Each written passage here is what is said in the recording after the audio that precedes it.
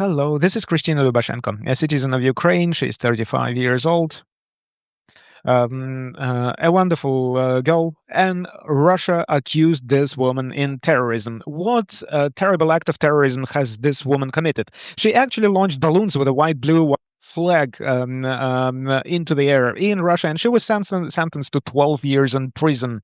There are plenty of people of Russia. At least 25,000 of Russians have met the fate of this girl. These are essentially civilians that were thrown into prisons by the Russian government. They are almost all of them are accused of terrible crimes, mostly in espionage and terrorism.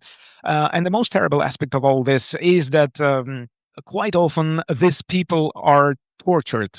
This was the situation of Roman Horylik, for example, National Guard serviceman of the Chernobyl NPP, who was detained. He spent 2 years in captivity, but released during a prisoner swap in 2024. He was tortured as well.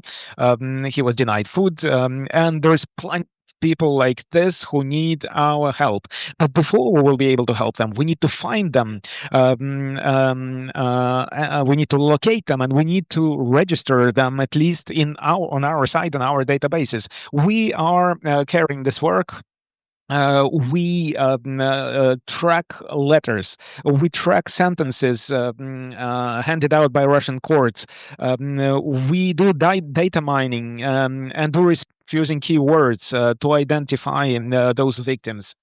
How can we help these people? Well, first of all, we can send a simple letter because it's already of help, and most often letters do reach them in detention centers. We can also help finding them an attorney, for example. Because many people who we identify, we don't know anything about. And before we establish any line of defense for these people, we'll find out nothing about them. Our goals are quite simple. We want to find as many names and addresses, locations where they're detained as we can. We want to show the true scale of repressions in Russia. And of course, our overarching role is bringing eventually and ultimately the Russian government to justice for what they have done.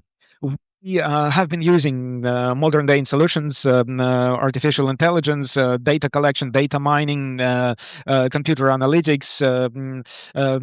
We use Telegram, Google, social networks, and so on. And we're looking for any available information on the disappeared. And we collect this information both in Russia and Ukraine.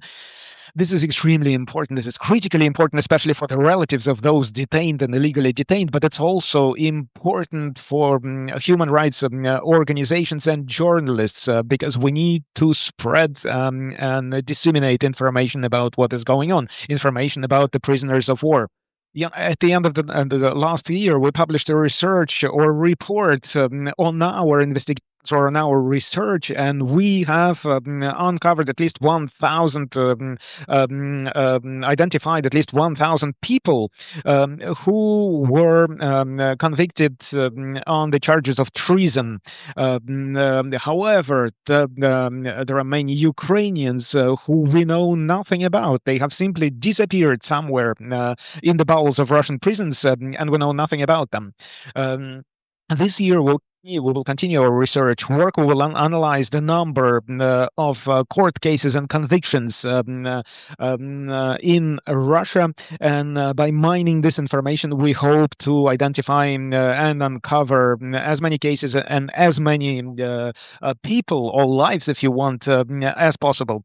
The estimated budget for this is 70,000 euros, which would enable us to carry out our work. We have also been publishing content. Specifically, we've been publishing YouTube videos. As you can see, the viewership is pretty extensive, up to 700,000 viewers per video. This is our team. We have computer analysts, we have data analysts. Our work is supported by a big number of volunteers. Sometimes we manage to establish an identity of someone who wears a cell with a prisoner of war, and we work with them as well to information. Kirill Porovets is one of the examples who volunteered in Ukraine since 2020. He has been publicly exposing the FSB operations and the Russian repression tactics, and it is extremely important to disseminate this information. All my contact details are here. Thank you very much for your attention, and glory to Ukraine.